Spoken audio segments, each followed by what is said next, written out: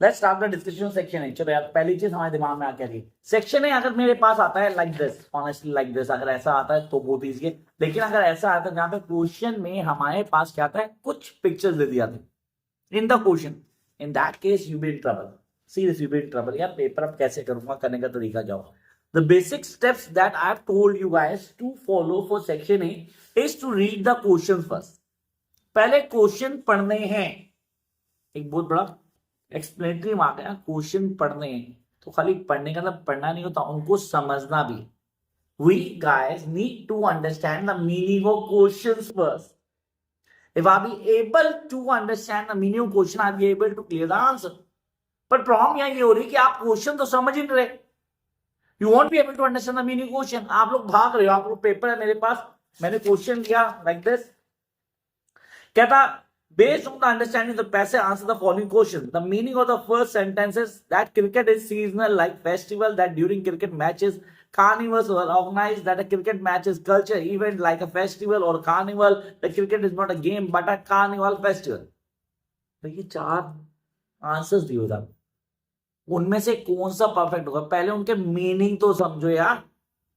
The problem is that we are not able to clear their meanings. हम सीधा पढ़ा और आगे चले गए, कुछ समझ नहीं आया, ऑनेस्टली कुछ समझ नहीं आया। और मैं लास्ट बार पे ये नहीं बोलूंगा बच्चों को कि यार अब तुम्हारे पास टाइम है। मैं ऑलमोस्ट एक महीने से बोल रहा हूं आप लोगों को कि डेली एक पैसेज करना है। इस 11 टुडे 15 को आपका एग्जाम है, इस 15 3 days, yes 3 days and you can get 80+ till now। 3 दिन है अभी, 3 दिन में 80% पक्का आ जाते हैं। आपको करना क्या, read all the question, try to understand their meaning. मैं दोबारा रीड करना हूं, रीड ऑल द क्वेश्चन, सारे क्वेश्चन रीड करने, उनके मीनिंग को समझो ना यार। Till the time you won't understand the meaning, आपको समझ नहीं आएगा। आपको क्वेश्चन का मीनिंग समझना पड़ेगा। वैदिश कुणाल, वैदिश you, honestly you guys need to understand it. जितना तुम समझोगे उतना क्लियर होगा। This is really important. अच्छा, अब आपने कहा मैंने सारे क्वेश्चन पढ़े सर, 1 by 1 सारे क्वेश्चन पढ़े। क्वेश्चन पढ़ने के बाद क्या मैंने उनके मीनिंग में डिफरेंशिएट किया? ये सबसे बड़ा ब्लंडर जो नहीं किया, बस किया था आपने, डिफरेंशिएट किया था क्वेश्चन में। आपने किया था यश, गरिमा, कुणाल, मैंने कौन सीरियस, किसने भी नहीं किया। जब आपने डिफरेंशिएट ही नहीं किया, आप कहां से पैसे को समझ पाओगे यार? डिफरेंशिएट करना मतलब क्या? डिफरेंशिएट करना मतलब हर क्वेश्चन एक अलग चीज पूछा होगा। मेरे पास स्टूडेंट है, मेहुल भी है, जो पिछले 10 दिन से नहीं आ रहा, घर पे बैठा हुआ है, घर पे बैठ के ज्यादा पढ़ रहा है। हाँ है ना, मैं उसमें डिफरेंशिएट कर सकता हूं, मैं उसमें गरिमा डिफरेंशिएट कर सकता हूं। ये पूरा साल नहीं पढ़ी, लास्ट में पढ़ रही है, अच्छे नंबर लाएगी। अगर वो पूरे साल नहीं पढ़ा, अगर लास्ट के टाइम में पढ़ लेगा तो भी वर्कआउट कर जाएगा ना। आपने डिफरेंशिएट तो करना है हर क्वेश्चन का मीनिंग क्या है, मीनिंग में डिफरेंशिएशन होना चाहिए। टेक एन एग्जाम्पल, यार आप हिंदी मूवी देखते हो, कोई हिंदी मूवी कोई भी है, मुझे नहीं पता कोई देखी आपने देखी, लेकिन आप ट्रेलर देखते हो। ट्रेलर देख के आपको एक आइडिया लगता है कि यार मूवी इस बारे में होगी। ट्रू और फॉल्स, एक रफ आइडिया मिलता है या नहीं मिलता? फिर उसमें इंटरेस्ट बनता है कि मुझे इस मूवी को देखने जाना है या नहीं जाना। तो जो ट्रेलर है वो आपके क्वेश्चंस हैं। पहले क्वेश्चंस को समझो, जितना इजी आप क्वेश्चंस को समझोगे उतना इजी आप ग्रैब कर पाओगे पेपर के पैसेज को।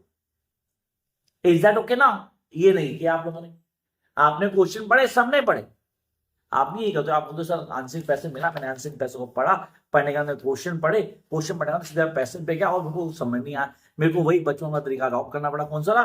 क्वेश्चन देखो, आंसर ढूंढो, मैच करो। अरे जब मैच ही करना तो टाइम क्यों खराब कर रहे हो? फिर क्यों फॉर्मेलिटी कर रहे हो आप क्वेश्चन रीड करने की, समझने की, जब आपने मैच ही करना? तो आप समझने की कोशिश करो that what is the actual concept to get 100% marks in section A. आपको क्वेश्चंस पढ़ने हैं, क्वेश्चंस में डिफरेंशिएट करना है। After getting differentiation the meaning of the questions, you go to the passage. आप पैसेज पे जाते हो, आप रफ रीडिंग करते हो। यस, आप रफ रीडिंग करते हो। रफ रीडिंग का मतलब होता है आप पैसेज को रीड करते हो, जो वर्ड आपको नहीं आते, जिन वर्ड्स का मीनिंग आपको नहीं आता, आप उनको अंडरलाइन करते हो। You underline all difficult words, और जैसे आप उनको डिफिकल्ट वर्ड्स को अंडरलाइन करते हो, आप जाते हो फाइनल रीडिंग के ऊपर।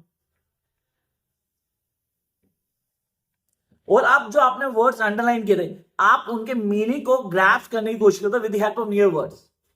आप नियर वर्ड से उन वर्ड्स के मीनिंग को ग्रैब करने की कोशिश करते हो. Yes you guys try to grab the meaning of particular words with the help of nearby words. ये जरूरी है. ना तो आप लोगों ने क्वेश्चन पढ़े, ना उन्हें डिफरेंशिएट किया, फिर रफ रीडिंग के लिए कहते हैं. आपने रफ रीडिंग की थी? आपने रफ रीडिंग में अंडरलाइन किया था? नहीं किया था. ठीक है ना. एग्जाम्पल मैं आप लोग जो मेरे से ऑनलाइन स्टूडेंट क्लास ले रहे हैं, जो फॉलो कर रहे हैं, मैं उनकी बात ही नहीं कर रहा. मैं तो उनकी बात करूं जो यहाँ पे मेरे पास आ रहे हैं.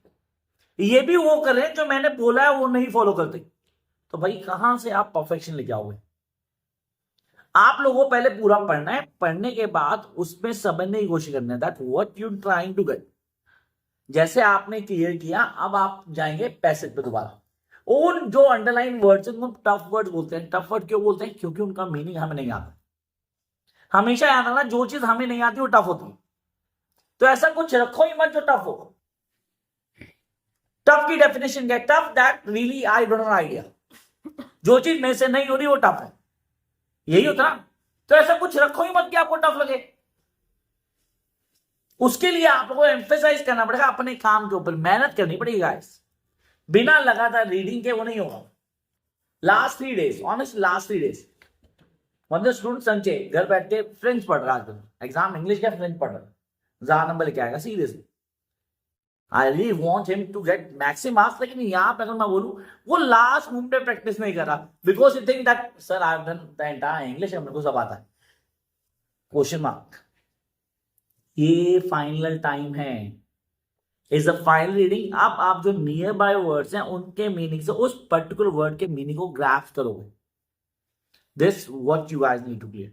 आई hope you get the point. अब आप क्या करेंगे? अब स्टेप बाय स्टेप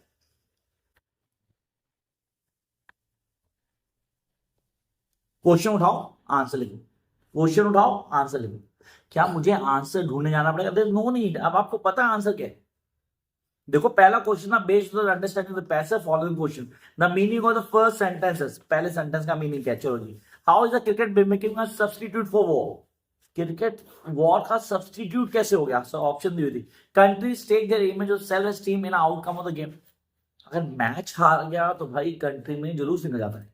ठीक है ना. एग्जाम्पल इंडिया और Pakistan match 23rd of February is coming champions trophy है ना. ऑनेस्टली मैंने अभी भी ऐड देखा series. I am not being fond of that कि मैं मैच देखूं, लेकिन हाँ मैंने अभी ऐड देखी, मुझे पता लगा. तो उस मैच को लोग पागलों की तरह देखते हैं. It's not sir, it's a passion in a country. Cricket is a passion. तो आपने कहा पॉलिटिकल इंटरेस्ट है involve in game. Political interest भी है definitely. Cricket teams receive international funding. Sir international funding मिलती है. वी आर टॉकिंग बीसीसीआई, वो ICC का बात आज टीम में, ये हम सब जानते हैं. तो भाई जो चाहेगी वो होगा. Secondly the spectator are filled with patriotic sentiment. Sir जो स्पेक्टेटर था उनमें देशभक्ति भावना आया थी. अब ऐसे पूरा साल देश याद आए ना आए, उस दिन इंडिया इंडिया हो रहा होता है. ट्रू और फॉल्स. देखो मैंने क्वेश्चन पढ़े, खाली क्वेश्चन है, मीनिंग को ग्रैब किया. यही आपने करना है. इंग्लिश लिटरेचर में अगर आपको मार्क्स लेके आना है, you guys need to feel literature. The more you feel it, maximum chances कि आप मैक्सिमम लेके आओ. लेकिन आप लोगों ने फील करना उसको. लिटरेचर पढ़ने का सिर्फ एक रूल है, indulge yourself in literature. whether it's unseen passage, whether it's writer writing, whether it's article writing, whether it's analytical paragraph, whether it's literature. आपको अपने को इंडल्ज करना उसमें. एक चैप्टर आपके कोर्स में द प्रपोजल, अब उसमें भी आपको इंडल्ज करना होगा अपने आप. You guys indulge yourself in that proposal. अगर वो नहीं कर पाए तो डेफिनेटली प्रॉब्लम हो जाएगा. तो आई होप यहाँ पे सेक्शन ए कैसे करना है ये तो क्लियर हो गया होगा कि भाई ये वो पॉइंट्स हैं जो हमें सेक्शन ए में ऑन टिप पहुंचे. जितने अच्छे से आप लोग कोई टिप कर लोगे कि सेक्शन ए करने का बेस्ट वे है, तो आप बहुत इजीली ग्रैब कर लोगे. Wishing you all the very best. Paper आपका है, आप लोग तैयारी कर रहे हो, कैसे करते हो क्या नहीं करते I don't know idea. But हाँ किसी तरह की कोई प्रॉब्लम होती है, मेरा नंबर नीचे आ रहा है, that's my WhatsApp number. Please don't try to call, आप व्हाट्सएप करो. I definitely come with the solution, ताकि आप चीजों को फॉलो कर पाओ, चीजों को समझ पाओ. जितना इजी ग्रैब करोगे, जितना इजी समझ लोगे, वो आपके लिए बेटर रहेगा. And this is what I want for all of you. तो कॉन्सेप्ट क्लैरिटी पे काम करो. The more you guys work on concept clarity, और मैं अभी बोलूंगा 3 days स्टिल बैक गाइस. ये 3 days, 3 दिन में कम से कम 10 से 15 अनसीन पैसे की प्रैक्टिस करो. मिलते हैं जल्दी नई वीडियो में। Bye guys.